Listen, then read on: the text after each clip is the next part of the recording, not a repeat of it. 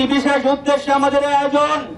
আমাদের ভাই, আমাদের সহযোদ্ধা পারভেজকে নির্মমভাবে হত্যা করা হয়েছে।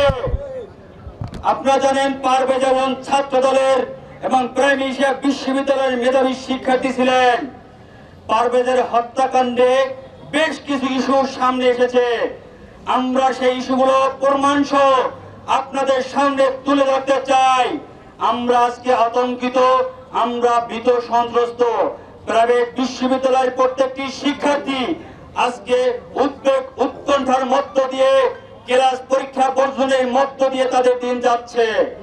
কারণ এই জুলাই আগস্টের গণ অভ্যুত্থানে আপনারা জানেন বেসরকারি বিশ্ববিদ্যালয় শিক্ষার্থীদের যে ভূমিকা ছিল, এই দেশপ্রেমী সূর্য সৈনিকদের যে ভূমিকা ছিল, তাদের জীবনের বিনিময়ে এই বাংলাদেশের যে দ্বিতীয় স্বাধীনতা বলে আমরা ফ্যাসিস্ট মুক্ত বাংলাদেশ পেয়েছি, তাই বেসরকারি বিশ্ববিদ্যালয় শিক্ষার্থীদেরই অবদান ছিল। তাই বেসরকারি বিশ্ববিদ্যালয় শিক্ষার্থীদেরকেই টার্গেট করে সুপরিকল্পিতভাবে একটি গোষ্ঠী কিলিং মিশনে নেমেছে। আমি তথ্য ছাড়া কোনো কথা আপনাদেরকে বলবো না। আমরা চাই সংবাদ মাধ্যম ভাইয়েরা আপনারা ইনভেস্টিগেশন রিপোর্টের মাধ্যমে সারা বাংলাদেশের শিক্ষার্থীদের সামনে এবং সারা বাংলাদেশের জনগণের সামনে তুলে ধরুন। আপনারা জানেন 2024 সালের ডিসেম্বর মাসের 12 তারিখ একই দিন দুটি হত্যাকাণ্ড হয়েছিল। একজন AIUB American international university of বাংলাদেশের শিক্ষার্থী এবং ইস্ট ওয়েস্ট বিশ্ববিদ্যালয়ের শিক্ষার্থী একজন হত্যাকাণ্ডের শিকার হয়েছেন গাজীপুরে এবং একজন নারায়ণগঞ্জে বিশ্ববিদ্যালয়ে আসার সময় বলা হয়েছিল তাকে ছিনতাইকারীরা হত্যা করেছে, কিন্তু এরপর আর কোনো তদন্ত হয়নি। আজও আমরা জানতে পারিনি কেন এই দুজন শিক্ষার্থীকে হত্যা করা হয়েছিল। এবং আজকে আমরা যে উদ্দেশ্যে এখানে এসেছি, শহীদ পারভেজকেও হত্যা করা হয়েছে একই উদ্দেশ্যে।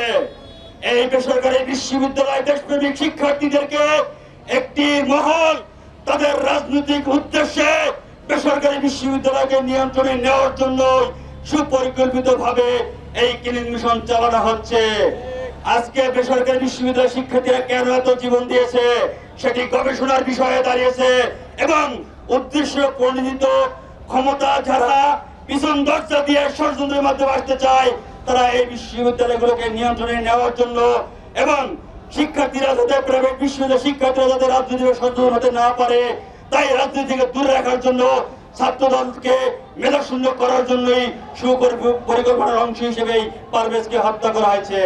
আপনারা জানেন পারভেজকে হত্যা করার আগে পারভেজকে তার মেসেঞ্জারে হুমকি দেওয়া হয়েছিল। তাহলে কারা হুমকি দিয়েছিল? এবং দুইজন মেয়ে নারী শিক্ষার্থী কেন স্কলার ইউনিভার্সিটি শিক্ষার্থীরা প্রাইম এশিয়া বিশ্ববিদ্যালয়ে সেদিন এসেছিল? তারা পরিকল্পনার অংশ হিসেবে এসেছিল আমরা মনে করি।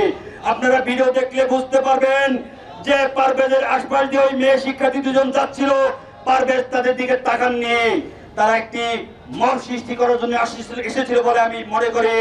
কারণ আমরা আইবি জাহেলিয়ার যুগের কথা শুনেছি, আমরা ফ্যাসিস্টের যুগের কথা শুনেছি, আমরা বাকশালের আমলের কথা শুনেছি, এখন শুনছি মব জাস্টিসের যুগের আমলে আমরা চলছি। এই ফ্যাসিস্ট হাসিনা পতনের পরে অনেকগুলো মব জাস্টিস হয়েছে, যেগুলোর সুষ্ঠু কোনো বিচার এখনো পর্যন্ত হয়নি।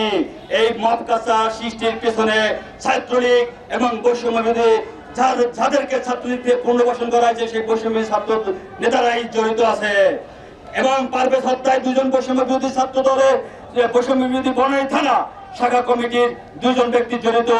তুষারকে এখনো কেন গ্রেপ্তার করা হয়নি এবং একজনকে ইতিমধ্যে গ্রেপ্তার করে আইনে আওতায় নেওয়া হয়েছে। ওইদিন ঘটনায় ভিডিও ফুটেজে তুষারকে স্পষ্ট দেখা গেছে হত্যাকাণ্ডের সাথে তুষার জড়িত।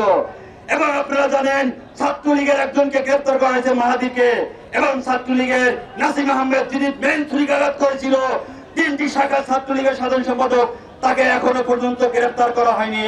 এই নাসিবি ছুরিকাঘাতের মাধ্যমে তার মৃত্যু নিশ্চিত করেছিল ভিডিও ফুটেজে স্পষ্ট লক্ষ্যমান।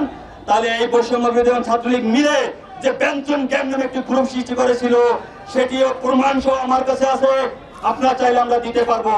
এভাবে গ্যাং তৈরি করে তাদের রাজনৈতিক উচ্চ বিলাসিতা এবং উচ্চ আকাঙ্ক্ষা পূরণ করার জন্য ছাত্র রাজনীতিকে থমকে দেওয়ার জন্য তারা এ ধরনের হত্যাকাণ্ড চালিয়ে যাচ্ছে বলে আমরা মনে করি। এবং আরেকটি ঘটনা আপনাদেরকে বলি, ফার ইস্ট ইন্টারন্যাশনাল ইউনিভার্সিটি শাখা ছাত্র দলের সদস্য সচিবকে একটি চিঠি দিয়ে তার বাসার দারোয়ানের কাছে পাঠানো হয়। সেই চিঠিটি খোলার পর দেখা যায় শুধু একটি কিউআর কোড, যে কিউআর কোড স্ক্যান করলে পাওয়া যায় যে হিমেল তুমি সেতু ভবন থেকে শুরু করে এই ভবনগুলো করিয়েছো, তোমাকে আমরা খুব শীঘ্রই কাফনের কাপড় সহ তোমার বাড়ির সামনে যে কোনো জায়গায় হত্যা করব, এই হুমকি দেওয়া হয়। আমরা সেই ঘটনায় আরো 3 থেকে 4 মাস আগে ভাগড়া থানায় জিডি করেছিলাম, সেই জিডি কপি আছে। তাহলে একের পর এক হত্যার হুমকি কারা দিচ্ছে, কারা এই কিলিং মিশন চালাচ্ছে, আপনারা অবশ্যই সেই বিষয়গুলো তুলে ধরবেন। প্রিয় সংগ্রামী নেতৃবৃন্দ, বৈষম্য বিরোধী ছাত্র নেতারা দীর্ঘদিন যাবৎ আমরা যে অভিযোগ দিয়ে আসছি, তারা তাদের প্রভাব বিস্তার করার জন্য অর্থের বিনিময় বিভিন্ন ভাবে তারা ছাত্রলীগকে পুনর্বাসন করছে। এবং এই হত্যাকাণ্ড সেটার একটি উৎকৃষ্ট উদাহরণ। এই হাফসা সেদিয়াবাদকে আপনারা দেখেন তার ফেসবুক স্ট্যাটাস, আমাদের প্রধান উপদেষ্টা ডক্টর মোহাম্মদ ইউনূসের সাথে সাধারণ শিক্ষার্থীদের যে একটি প্রোগ্রাম ছিল, সেই প্রোগ্রামে এই হাফসা উপস্থিত ছিল। এবং তিনি বৈষম্য বিরোধী বেসরকারি বিশ্ববিদ্যালয় কমিটির সে কমিটিতেও তার নাম আছে। আবুল হাসনাত আব্দুল্লাহ বরিশালে শেখ হাসিনার আত্মীয়, আপনারা জানেন প্রবত ভাই, তার আত্মীয় এই হাফসা সেদিয়াবাদ একই বংশের লোক।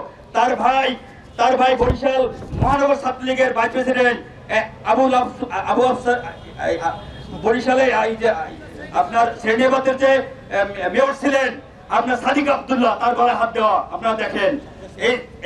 এই হাফসা সেদিয়াবাদের আপন ভাই সাজ্জাদ সেদিয়াবাদ। এরকম অসংখ্য উদাহরণ আমাদের কাছে আছে। দেখেন আমাদের একজন ছাত্র প্রতিনিধি, যাকে আমরা সম্মান করতাম, প্ল্যাটফর্মের সামনে রেখে আমরা আন্দোলন করেছি, জীবন দিয়েছি আমাদের অনেক ছাত্র ভাইরা। আসিফ সাহেব একটি পরীক্ষার হল প্রদর্শনী গেছেন, সেখানে একজন ছাত্রলীগের নেতা তার সাথে আছেন। তিনি এই এনসিপি কমিটি এবং ছাত্রলীগের শেরেবাংলা কৃষি বিশ্ববিদ্যালয়ের কাজী নজরুল ইসলাম কমিটি শাখার বিজ্ঞান ও প্রযুক্তি সম্পাদক তৌহিদ আহমেদকে এনসিপি কমিটিতে রাখছেন, ছাত্রলীগের কমিটি ছিলেন, তাকে নিয়ে তিনি পরিদর্শনে গেছেন হলে। তাহলে তারা কিসের বিনিময়ে তাদেরকে পুনর্বাসন করেছেন? যারা আমাদেরকে হত্যা করেছে, কিসের বন্দোবস্ত হয়েছে তাদের সাথে? যখন আমরা গণতন্ত্রের জন্য লড়ছি, যখন বাংলাদেশে গণতন্ত্র প্রতিষ্ঠার জন্য ছাত্রদল ক্যাম্পাসে সংগ্রাম করছে, যখন আমাদের পারবেজ আমরা ছাত্রদল হত্যার হই, তখন আমরা মানববন্ধনের মতো কর্মসূচি করি, আইনের প্রতি শ্রদ্ধাশীল থেকে আমরা বিচার চাই। আর তখন তারা আমাদের ভাইকে হত্যা করে। আমরা যখন সহাবস্থানের কথা বলি, ক্যাম্পাসে গণতন্ত্র প্রতিষ্ঠার কথা বলি, তখন তারা ছাত্রদল ক্যাম্পাসে রাজনীতি না করাতে যেন পারে, সেজন্য তারা আমাদের বিরুদ্ধে মিথ্যা প্রোপাগান্ডা ছড়ান। এবং তারা সাধারণ শিক্ষার্থী পেশে কোনো ছাত্র রাজনীতি ক্যাম্পাসে চলবে না, নজরুল ভিত্তিক ছাত্র রাজনীতি চলবে না, নানা ধরনের প্রোপাগান্ডা ছড়াচ্ছে। আমরা যখন বাংলাদেশে গণতন্ত্র প্রতিষ্ঠার কথা বলি, নির্বাচনের কথা বলি, তখন তারা আমাদের বিরুদ্ধে মিথ্যা অভিযোগ ছড়ায়। আমরা বলি ভাই কেন মিথ্যা বলো তোমরা? তাই আমরা বলছি আপনারা সঠিক পথে ফিরে আসুন। বাংলাদেশ থেকে বৈষম্য বিরোধী প্ল্যাটফর্মে সম্মানিত একটি প্ল্যাটফর্মকে আমরা সবাই যেভাবে এক কাতারে দাঁড়িয়েছি, সেই সম্মানিত প্ল্যাটফর্মটাকে আপনারা কলুষিত না করে, আপনারা বিভিন্ন ধরনের কমিটি দিয়ে ছাত্রলীগের পুনর্বাসন না করে, আপনার হয় প্ল্যাটফর্মটিকে যেহেতু ওনার কোনো প্রয়োজন নেই, আমাদের যে উদ্দেশ্য সেটি সফল হয়েছে, ভবিষ্যতে প্রয়োজন হলে আমরা এই প্ল্যাটফর্মে আমরাই হয়তো আবার কর্মসূচি দিব, অন্যথায় এই প্ল্যাটফর্মটিকে বিলুপ্ত ঘোষণা করুন।